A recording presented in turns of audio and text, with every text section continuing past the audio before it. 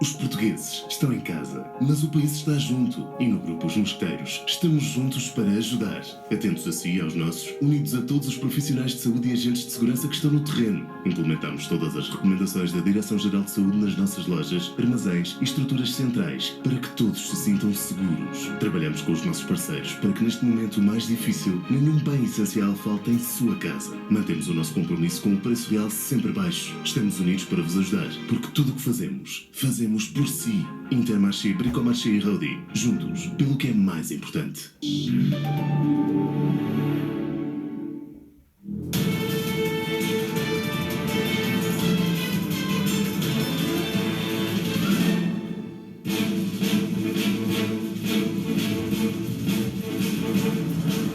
Boa noite. Os inspectores do CEF dizem que não foi homicídio. Os suspeitos da morte do cidadão ucraniano Ihor Omeniuk rejeitaram a acusação que lhes foi imputada no primeiro dia de julgamento, negaram ter feito uso excessivo da força e garantiram que cumpriram a lei. O Sr. Constituinte vai... À entrada do julgamento, uma certeza. Todos os árbitros vão prestar declarações, sim. E vão prestar declarações hoje? Sim. E uma esperança. Vamos aguardar que se faça justiça. Como é que está a sua cliente, a família?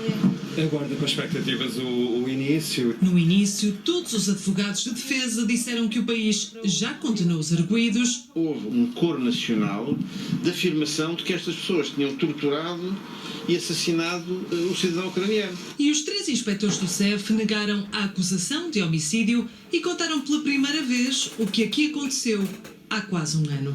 Luís Silva referiu que foram chamados para algemar Ihor Omeniuk porque estava a ter um comportamento violento, autodestrutivo, agressivo e que já tinha atirado um sofá. Disse que encontrou o cidadão ucraniano com fita cola nas mãos e pés e a tentar rebentar a fita contra a parede. Assumiu que levaram fitas médicas para o prender, mas acabaram por ter de o algemar. Entregaram a chave das algemas aos seguranças deste espaço e disseram-lhes que as tirassem quando se acalmasse. Este inspetor usava um bastão extensível, refere que era uma ferramenta útil no aeroporto, que era prática comum e que nunca ninguém disse que era proibido. Bruno Sousa contou que tentou falar com Ihor, que não o percebia, mas que parecia que ele queria comunicar. Contou que estava muito marcado nos braços e que o olhar tremia bastante. Duarte Laja confessou que nunca se tinha deparado com outro cidadão ali a quem tivessem posto fitas adesivas. Viu na cara de Ihor 2 hematomas e escoriações nos braços, mas nunca perguntou porquê. Os 3 inspectores referem que nunca agrediram Ihor porque não houve necessidade, nem houve uma situação de confronto. Esta quarta-feira vão a tribunal os seguranças das instalações do CEF no aeroporto. A ex-diretora do CEF foi escolhida para um grupo de trabalho que está a preparar mudanças nos vistos dourados. A nomeação surge depois do ministro Eduardo Cabrita ter dito que Cristina Gatões não tinha condições para reestruturar o CEF após a morte de Ihor Omeniuk. Eduardo Cabrita está de novo debaixo de fogo devido a Cristina Gatões. O Diário de Notícias revela que a ex-diretora do CEF está a assessorar a reestruturação dos chamados vistos Gold por decisão do novo responsável do Serviço de Estrangeiros e Fronteiras. Ora viva! Após a demissão de Cristina Gatões devido à morte de um cidadão ucraniano no aeroporto de Lisboa, o ministro da Administração Interna disse no Parlamento que Cristina Gatões não tinha condições para reestruturar o CEF. Os partidos exigem agora mais explicações. O Bloco de Esquerda diz que a incompetência compensa e que a nomeação é a imagem de um governo que não leva o país a sério. Acrescenta que Eduardo Cabrita não tem condições para se manter no cargo. O CDS pergunta qual a justificação para a nomeação depois dos maus serviços prestados por Cristina Gatões. O Chega questiona se a nomeação está de acordo com as palavras do ministro no Parlamento. A Iniciativa Liberal considera que se trata de um exemplo do clima de impunidade e desresponsabilização. Contactado pela RTP, Eduardo Cabrita não quis fazer comentários, remeteu para o esclarecimento do CEF à comunicação social. Por decisão do Diretor Nacional do CEF, a Inspetora Coordenadora Superior integra um grupo de trabalho interno que analisa e vai propor medidas no âmbito do regime de autorização de residência para atividade de investimento. Ao contrário do que vem sendo referido, Cristina Gatões não foi contratada ou nomeada para qualquer cargo. Não corresponde igualmente à verdade que Cristina Gatões esteja a assessorar a Direção Nacional no quadro da reestruturação do CEF. É mais uma polémica a envolver a ex-diretora do Serviço de Estrangeiros e Fronteiras. Eduardo Cabrita já foi chamado para dar mais explicações no Parlamento. O Hospital de Leiria tem mais de 100 profissionais de saúde de baixa.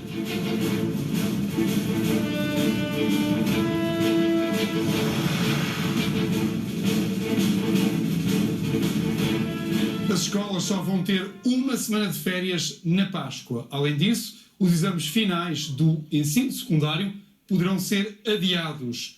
As aulas à distância recomeçam na próxima semana. Aulas no Carnaval, uma semana de pausa na Páscoa e prolongamento do terceiro período.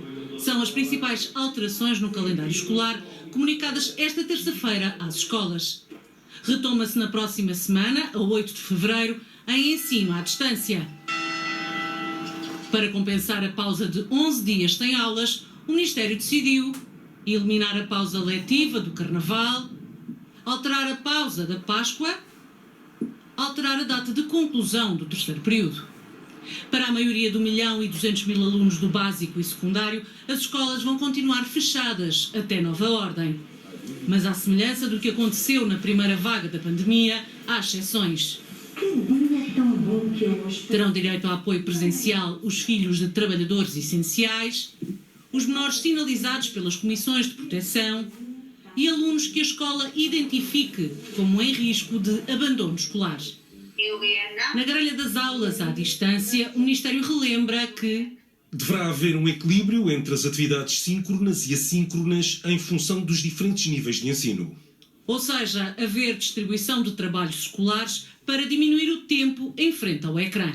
Para o ensino à distância, o Ministério prevê distribuir 330.000 computadores aos alunos carenciados. O contrato prevê que sejam entregues até 25 de março. O Ministério compromete-se a, na semana que vem, informar as datas de conclusão do ano letivo e o calendário de exames e provas finais. As infecções por Covid-19 estão a descer em Portugal. Nas últimas 24 horas, registaram-se 5.540 novos casos no país, o número mais baixo desde há quase um mês. A quinta-feira da semana passada foi o dia em que se registrou o número mais elevado de sempre de novos casos de infecção. Foram 16.482. Desde então, este valor tem vindo a baixar todos os dias. Nas últimas 24 horas morreram 260 pessoas. Também nos internamentos se verificou um decréscimo. Estão internadas 6.765 pessoas com Covid-19 nos hospitais portugueses, menos 94 do que no dia anterior. Recuperaram mais 17.572 pessoas, um máximo nunca registado desde o início da pandemia. Multiplicam-se as irregularidades na vacinação. No Centro Social e Paroquial de Alfena, em Valongo, foram vacinadas a mãe do padre e a costureira, enquanto numa freguesia de Águeda foi o próprio pároco a ser vacinado. Já numa Associação de Solidariedade Social em Farminhão, em Viseu, foram vacinados dirigentes e colaboradores não prioritários, entre os quais a filha e a mulher do diretor. O padre Manuel Fernando Silva presida o Centro Social e Paroquial de Alfena, em Valongo, do qual faz parte um lar de idosos. Na lista inicial de pessoas a vacinar, o pároco incluiu a própria mãe. A mulher, de 68 anos, não é funcionária nem utente, mas vive na casa paroquial que fica dentro deste complexo. Ela não convive, ela vive. Portanto, estamos a falar de vivências. E nós temos aqui vivências cotidianas em que há um cruzamento com colaboradores, com utentes, com todos os demais que trabalham nesta casa. Evidentemente, neste sentido, e devido também ao seu quadro de saúde, nos pareceu Quando digo isto à equipa técnica, nos pareceu que este contacto frequente também supunha a necessidade de uma vacina. Também a costureira que trabalha na instituição acabou por tomar a primeira dose da vacina, apesar de não constar da lista que foi apresentada à Administração Regional de Saúde. Apresentou-se para a vacinação. Na altura foi questionado o porquê, porque ela não fazia parte da lista. Entretanto, ela própria justificou e, portanto, deu esse argumento de que também ia fazer um trabalho. E é verdade. E isso para nós também é uma forma de proteger não só a costureira, mas também os nossos idosos. Já num lar de idosos, em Valongo do Vouga, concelho de Águeda, foi o próprio pároco da freguesia que teve direito a tomar a vacina. O padre João Paulo Marques, de 59 anos, confirma, mas garante que foi a instituição que o colocou na lista. Disseram-me que era conveniente que fosse vacinado, juntamente com todos os funcionários, para poder ser menos perigo para os idosos. Porque se me tivessem dito, não deve ser vacinado, a seguir provavelmente diziam-me, não pode entrar no lar, o que seria lamentável. Porque a saúde dos idosos não passa só pela saúde física. Na Associação de Solidariedade Social de Farminhão, em Viseu, mais um caso de alegada irregularidade. Foram vacinados 3 dirigentes e 4 colaboradores que não seriam prioritários, incluindo o presidente. Foram incluídas por causa da idade e por causa de estar, porque têm mais de 70 anos e porque vêm cá, estão aqui, principalmente o tesoureiro e o presidente vêm cá todos os dias, estão aqui todos os dias em contacto com quem está em contacto e com os idosos. Entre os vacinados está também a vice-presidente da IPSS, filha do presidente, e a responsável pela cozinha, mulher de Duarte Coelho. Para o bastonário da Ordem dos Advogados, os casos que têm sido denunciados nos últimos dias são de uma enorme gravidade e podem configurar vários crimes. A moldura penal difere se forem praticados por funcionários públicos ou privados. Começamos logo pelo crime de abuso de poder. O outro caso que pode ocorrer é uma situação que quer de peculato, a possibilidade, quer ainda de recebimento indevido de vantagem. Quanto aos particulares, poderá estar a ser praticado o crime de abuso de confiança ou omissão de auxílio. Até hoje já receberam a primeira dose da vacina contra a Covid-19 342 mil pessoas em Portugal. Destas, 261 mil só receberam ainda a primeira dose, enquanto 70 mil já completaram o processo de vacinação recebendo as 2 doses. Esta quarta-feira começam a ser vacinados os idosos com mais de 80 anos e o grupo etário dos 50 aos 69 anos com doenças associadas. Depois de 70 mil vacinados, Portugal entra agora na fase mais complexa. Depois dos lares de idosos e das unidades de cuidados continuados, a vacinação foca-se agora noutro grupo. Pessoas com mais de 80 anos, sem comorbilidades e a vacinação das pessoas entre 50 anos e 79 anos com uma das 4 comorbilidades. São elas insuficiência cardíaca, doença coronária, insuficiência renal e doença respiratória crónica. Estamos a falar de um universo que ronda as 900 mil pessoas entre estes 2 grupos e que irão agora ser contactadas para vacinação. Algumas estarão neste momento a ser contactadas para vacinação. Ou seja, as próximas pessoas na lista vão receber uma SMS. A partir de agora não é a vacina que vai ao cidadão, é o cidadão que tem que ir até à vacina. Caso receba a mensagem, terá que responder à convocatória com sim ou não. Caso não responda, há outros métodos. Designadamente o contacto telefónico, caso haja um outro contacto ou para o mesmo contacto, ou até caso haja informação adicional nos sistemas do próprio centro de saúde, como às vezes acontece, e finalmente, não havendo outra possibilidade, o envio de carta que é gerado automaticamente no sistema de informação. O processo decorre nos centros de saúde, mas poderá ser necessário, em alguns casos, criar postos de vacinação. Pelo menos em Lisboa, o processo começa esta quarta-feira. Até agora já foram vacinados com pelo menos uma dose 342.119 pessoas. Quanto às remessas, Portugal já recebeu da farmacêutica Pfizer-BioNTech 473.850 doses. Já na Moderna, somam-se 19.200. Relativamente a estas duas companhias, há previstas para o mês de fevereiro ainda 2 entregas da companhia Moderna e 3 entregas da companhia Pfizer. Vacinas AstraZeneca, entregas em 9 de fevereiro e em 19 de fevereiro de um montante que ronda, portanto, para o mês de fevereiro, as 200.000 vacinas da AstraZeneca. A AstraZeneca tem contratualizado com Portugal cerca de 6,8 milhões de vacinas.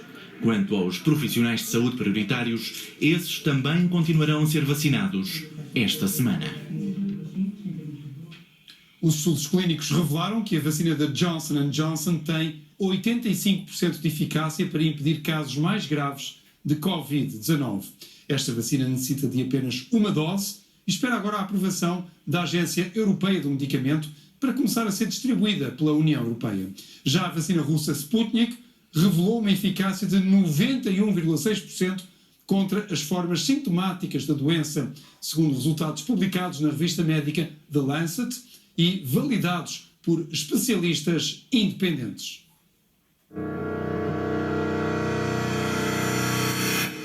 Há novas ferramentas disponíveis ao mundo para o combate à Covid-19. É o que revela a revista científica The Lancet ao publicar um estudo novo sobre a Sputnik V. A vacina russa já é usada em países como a Argentina, Hungria e Índia, mas continua a ser alvo de desconfiança na Europa e nos Estados Unidos. Agora, investigadores independentes publicam na revista científica The Lancet que os resultados da última fase de ensaios em 20.000 pessoas são dos mais satisfatórios até hoje. Confirmam que a Sputnik V, vacina de vetor viral em 2 injeções, é o fármaco com características eficazes, disponível a custos moderados e mais indicada para pessoas com mais de 60 anos, tendo, em geral, uma eficácia de 91,6% contra as formas sintomáticas da doença. Nem só da Rússia chegam notícias de sucesso científico.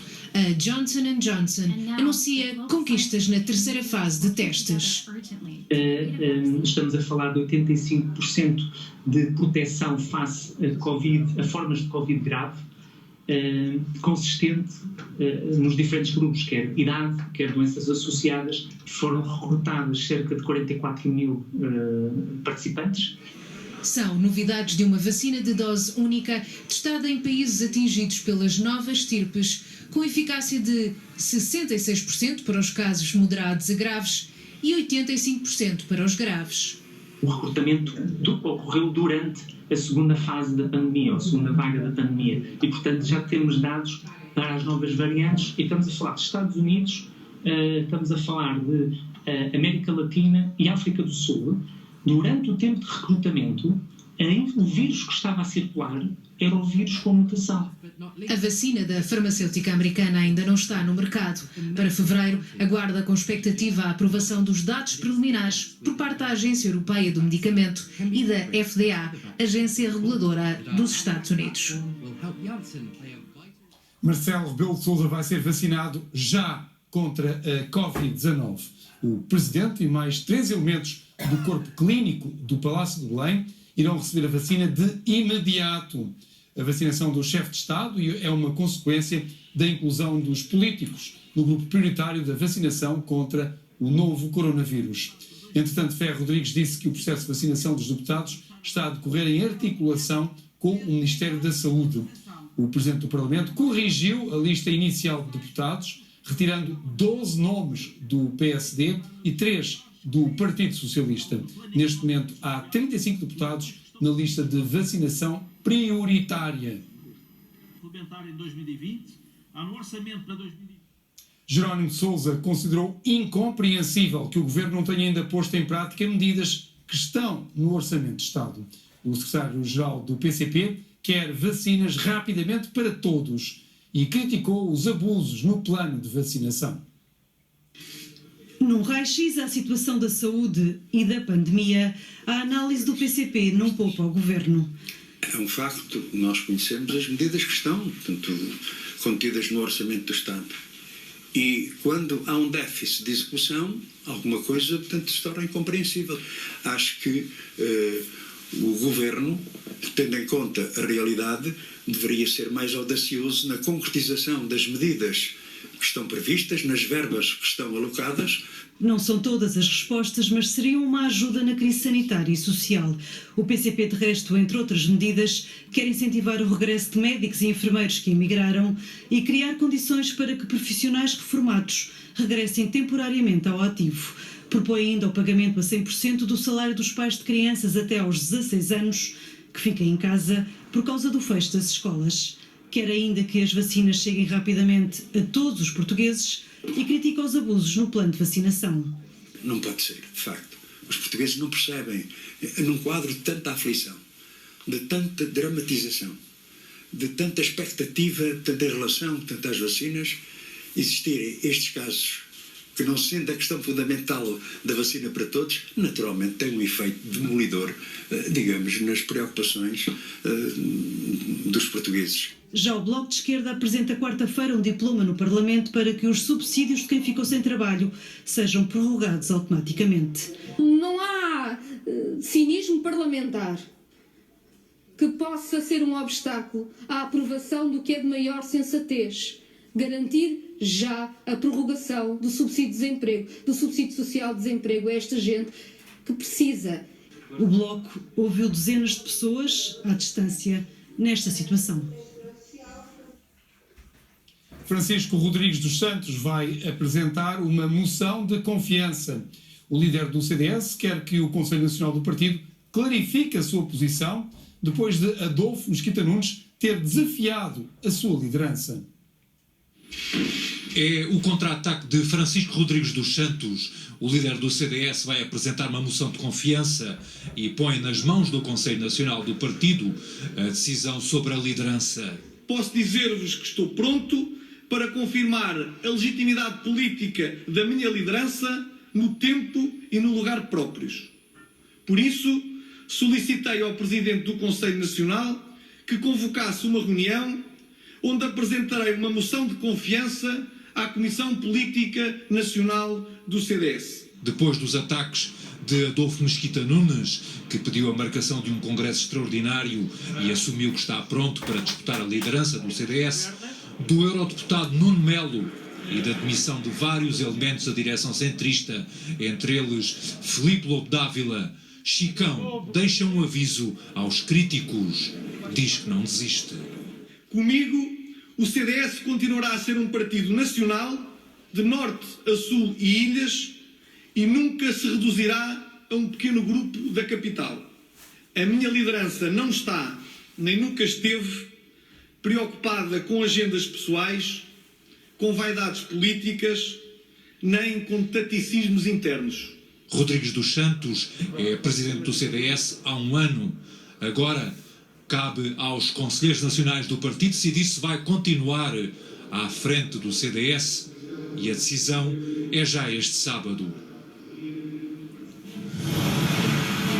Pela primeira vez, os preços das casas em Lisboa caíram.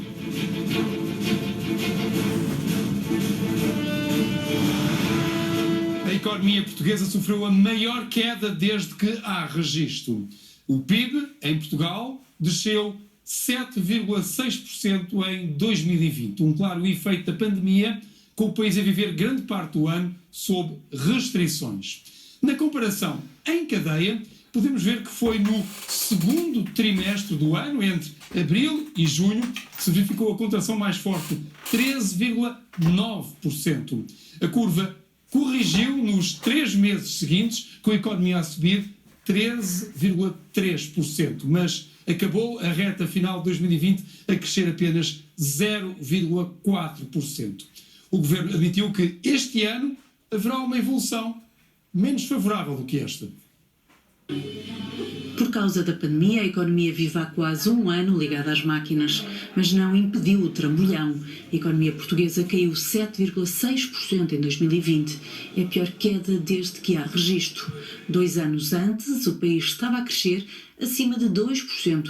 Recuou ligeiramente no ano seguinte, mas longe dos valores agora alcançados. Em outubro, o Governo apontava para uma contração de 8,5%, mas o Ministro das Finanças já tinha admitido que os números seriam melhores. A queda registada ficou abaixo de todas as previsões das principais instituições nacionais e internacionais. A estimativa rápida do Instituto de Estatística sublinha o contributo negativo das exportações e do consumo, penalizaram sobretudo setores como o turismo, comércio e restauração. O resultado de um país quase parado por causa das restrições impostas para tentar controlar o crescimento de infecções pelo novo coronavírus. Os efeitos da pandemia viram-se ao longo do ano, com a economia a cair mais no segundo trimestre que nos 3 meses anteriores. Corrigiu e continua a recuperar na reta final do ano, cresceu 0,4%. Num vídeo divulgado pelo Ministério da Economia, Pedro Cisa Vieira destaca o contributo das empresas. As nossas empresas continuam a mostrar competitividade externa e uma capacidade de continuar a investir, apesar das dificuldades que a pandemia nos tem levantado.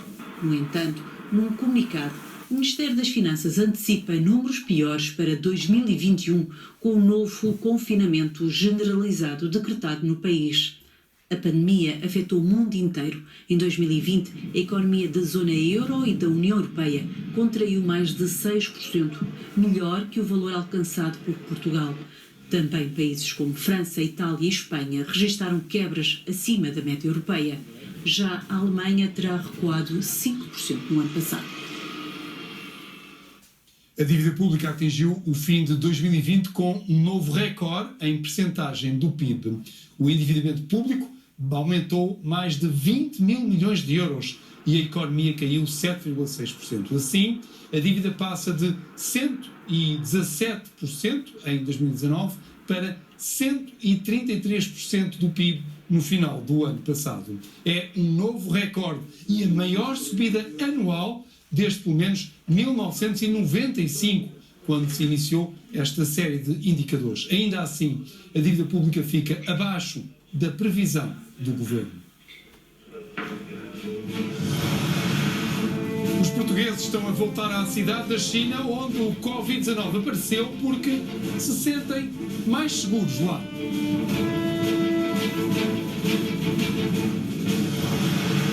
O Sporting derrotou o Benfica e alargou para 9 pontos a sua vantagem sobre os encarnados.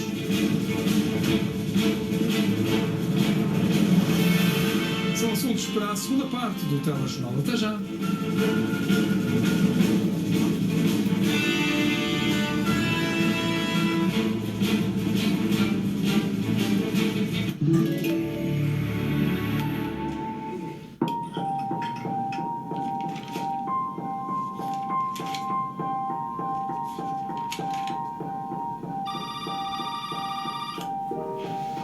Senhor médico, é o João da Vodafone.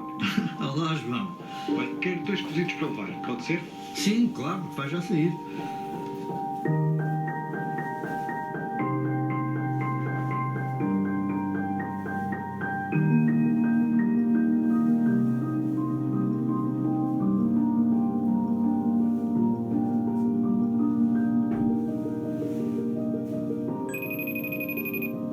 Então o cozido que ficou aqui é para quem? É para si. Vamos almoçar os dois. Eu estou aqui para o ajudar. Juntos, vamos dar a volta a isto. Quando os negócios mudam, a ligação fica. Se está a fazer o seu negócio começar, mudar ou crescer, faça-o com a melhor rede. Faça-o com a Vodafone. Ready? Vodafone Business. Está em casa? Está sentado? Está deitado? Ainda? Ok, espera-se. Está no carro? Está na rua? Está a voltar? Está a pensar onde é que isto vai dar? Está aí? Ótimo, precisamos de si aqui. Vem aí os censos, o retrato do país em números que nos diz onde estamos hoje para planear melhor o amanhã. Uma oportunidade de trabalho única onde todos contam, a começar por si. E sem si, não estão todos. Se tem o 12º ano, venha ajudar a contar em censos.ine.pt. Uma mensagem do Instituto Nacional de Estatística. Algumas receitas sabem melhor quando